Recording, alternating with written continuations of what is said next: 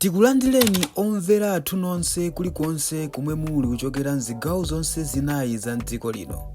Dziwani kuti ifa Dreams Media timakunyadirani kwambiri chifukwa munapanga chisankho chotsatira ife kuti tizikupatsirani zonse zomwe zikuchitika mdziko muno. Ndifuna tingokambapo ndemanga pa nkhani ziwiri zitatu zomwe zili pa ma headlines dzulo. Ena madiya a black teacher mwachedwa ife sitimachedwa, ife timabwera pa nthawi yathu, timalankhula pa nthawi yathu. Kaya ena alankhula kale, kaya ena mwamva kale, zilibe vuto, ife tingobweranso ndi mulomo pa nthawi yathu. Nkhani yambirira ku South Africa.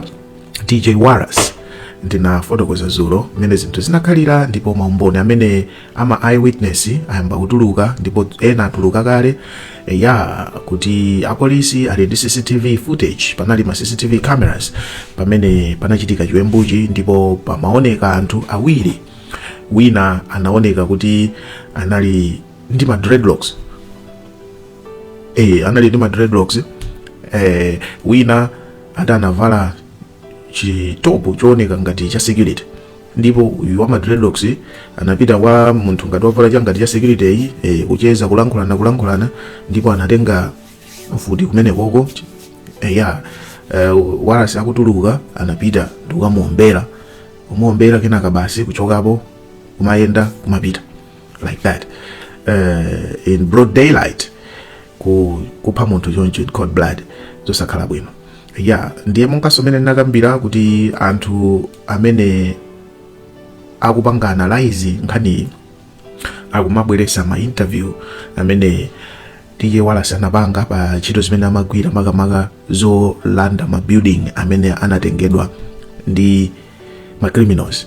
And one of the things zimene amalankhula ndizonena kuti ma buildings ena amapeza kuti ma building mwadzaza anthu ambirimbiri. Lese anthu amene anapanga rent building ija kuti amalipira rent ndi anthu 100, koma after anthu 100 ameneyo amapeza kuti anthu aja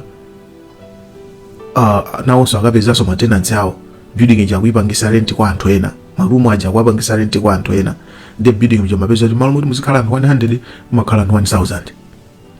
Ndi amanena kuti marumu imodzi kupeza kuti yapangidwa panga magetsi atani, and mene muchamo muli anthu ambirimbiri akusoka the whole day materala, and anapanga specify kuti materala ku Malawi.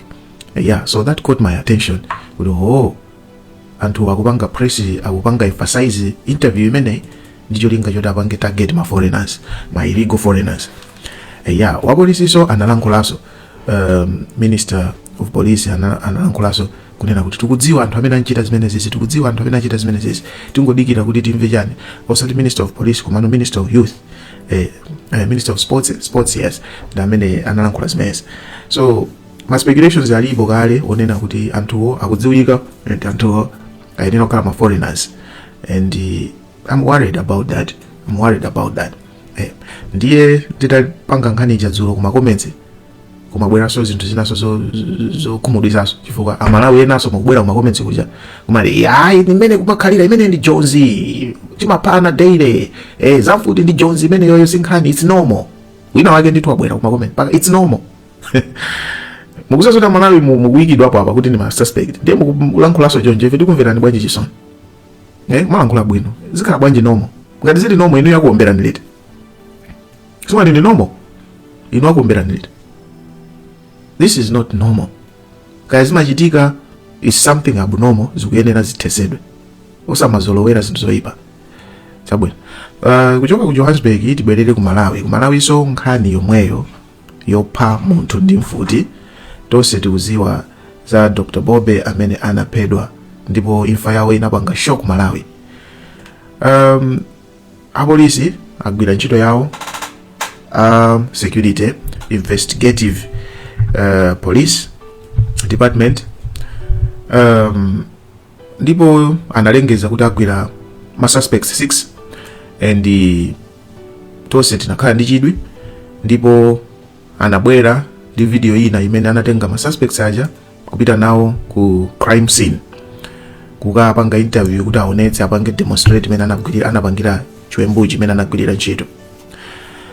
Ndakuonani mukulankhula mukunena kuti zimene za polisi akupangiranji, amayenera kungotenga anthu kupita nawo ku court ya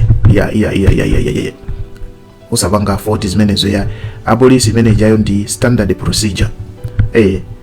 Zotenga munthu yemwe apanga chiwembu kupita naye ku crime scene kuja kuti aonetse mmene iyeyo anapangira, that's a standard procedure.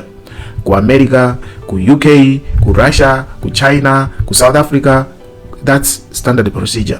Ngati mukuona povuto ndiye kuti niyonse maziwa ntchito ya apolisi a investigative kaya FBI kaya chani ndi mmene amapangira. Number 1. Number 2, titaonera ma interview anthu akulankhulawo tonse ambiri, usati tonse koma ambiri tazizimuka chifukwa timayembekeza kuti achinyamata mathagi ena ake kagulu kakhala kagangi kena kake, koma anthu aja kuoneka kuti achikulire ambiri aja kuti ndi ukamvetsera ndaphunzirapo zinthu ziwiri zitatu. Number 1, anthu aja si onse amene amadziwa chimene chimachitika. Anthu ena aja pamene paja anangopangidwa haya kuti mukatigumulire mpandawo zomwe zimakachitika mkati mosamazidziwa. Anthu ngati munaonera interview pali anthu makosa ena ake pamene paja amene akuti iwo anapasidwa ntchito yoti agumule mpanda abole, ndipo atabola ndi zipangizo zawozo anamaliza ntchito ija anakanena kuti mpanda tabola. Maona amene ajawo definitely sigulu la mulandu opha munthu.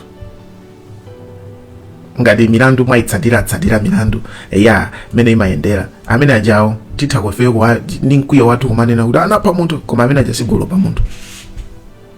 Amene ajawo anangothandizira asakudziwa chimene, ndipo ndi anthu osauka akuoneka choncho sitikudziwa ngati angapeze maloya, koma amene ajawo si ene akewo.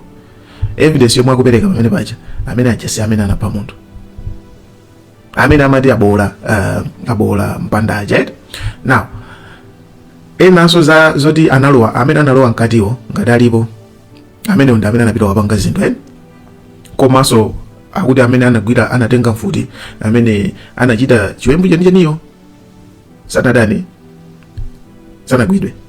Adero anathawira ku Mozambique ndi zimene anabazo katundu yemwe anabayo.